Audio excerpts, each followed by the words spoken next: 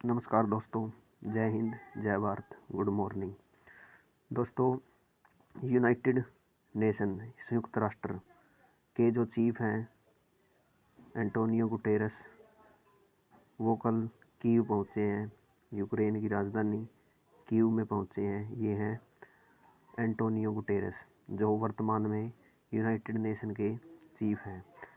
ये कीव क्यों पहुँचे हैं, थोड़ी सी इसके बारे में आपके साथ जानकारी साझा करेंगे।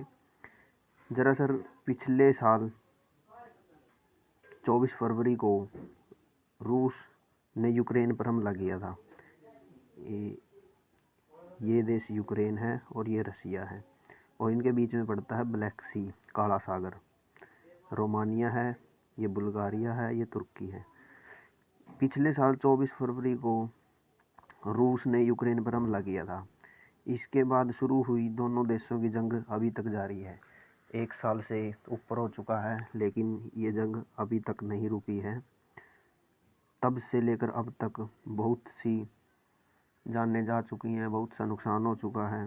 इस मामले में रात की बात एक अवश्य ही रही है कि पिछले साल 2022 में अगस्त के महीने में दोनों देशों ने रूस और यूक्रेन ने एक बात पर समझौता जरूर किया था कि दोनों देश ब्लैक सी से गुजरने वाले किसी ऐसे जहाज पर हमला नहीं करेंगे जिसमें फूड प्रोडक्ट मसलन गेहूं, चावल तथा दूसरे ऐसे ही प्रोडक्ट हों। कहने का मतलब है कि दोनों देशों के बीच अगस्त 2022 में एक संधि हुई थी कि वो किसी भी देश के जहाज पर जो ब्लैक सी से होकर गुजरता है उस पर हमला नहीं करेंगे जिसके अंदर खाद्य पदार्थ रखे होंगे, क्योंकि मनुष्य की ज़रूरत ही खाद्य पदार्थ होता है। अगर मनुष्य को वक्त पर खाद्य पदार्थ ना मिले या लोगों को खाने के लिए पर्याप्त अनाज या जो भी वस्तु होती है ना मिले, तो भूखमरी का खतरा बढ़ जाता है। इसी कड़ी को आगे बढ़ाते हुए UN chief Antonio Guterres Ukraine पहुंचे हैं।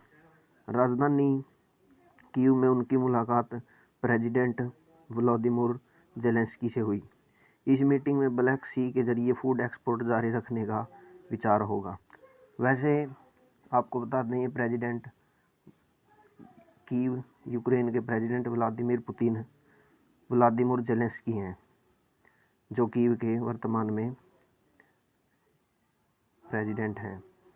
संयुक्त राष्ट्र के जो चीफ हैं वो इसीलिए पहुँचे हैं क्योंकि वैसे तो इन देशों ने ऐसा कोई बात नहीं कही है कि वो इस समझौते से मुकर जाएं या इस समझौते को तोड़ जाएं, लेकिन फिर भी यूएन चीफ इसी कड़ी को आगे बढ़ाने के लिए जेलेंस्की से मुलाकात करेंगे कि वो इस संधि को आगे तक बढ़ा सकें। क्योंकि अगर खाद्य पदार्थों के जहाज़ों के ऊपर या खाद्य पदार्थों के आयात निर्यात पर प्रतिबंध होता है तो बहुत सी मुश्किलों का सामना करना पड़ सकता है। रूस यूक्रेन जंग शुरू होने के बाद यूएन का यह तीसरा दौरा है। इससे पहले वो पिछले साल अप्रैल और फिर अगस्त में यूक्रेन गए थे। जेलेंस्की और गुटरेस की बातचीत में मुद्दा grain initiative, grain expert scheme ही रहेगा। रूस और यूक्रेन के बीच पिछले साल अक्टूबर में यह समझौता हुआ था। सॉरी, हमने आपको अगस्त बोल दिया था, अक्टूबर में हुआ था यह समझौता। अगर यूएन और वर्ल्ड बैंक की माने तो एक रिपोर्ट के मुताबिक रूस और यूक्रेन के पास 22 लाख टन अनाज और दूसरे एग्रीकल्चर प्रोडक्ट रिजर्व हैं। यानी अगर वर्ल्ड बैंक और यूनाइटेड नेशन की माने तो ये रूस है और यूक्रेन है। यहाँ पर गेहूं और जौ, मक्का का बहुत ज़्यादा उत्पादन होता है।